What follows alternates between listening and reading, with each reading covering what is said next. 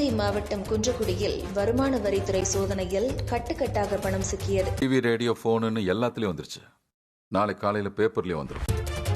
எல்லாம் வீட்டுக்கு புது மருமகன் வந்தால அந்த நேரம் தான்.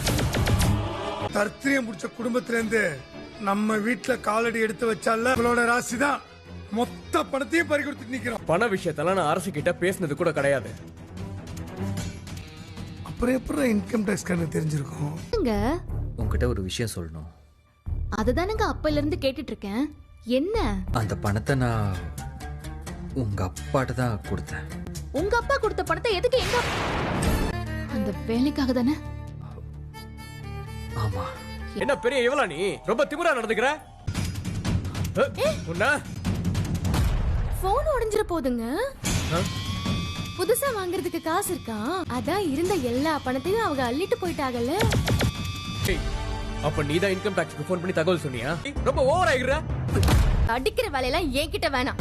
அப்படிதான் அடிப்பண்டி. என்னடி பண்ணுவ? வாங்குனதை விட அதிகமா திருப்பி கொடுப்பேன். ஓ, என்னைய அடிச்சிருவியா நீ? உன்னை கொண்டு போடுறேன்.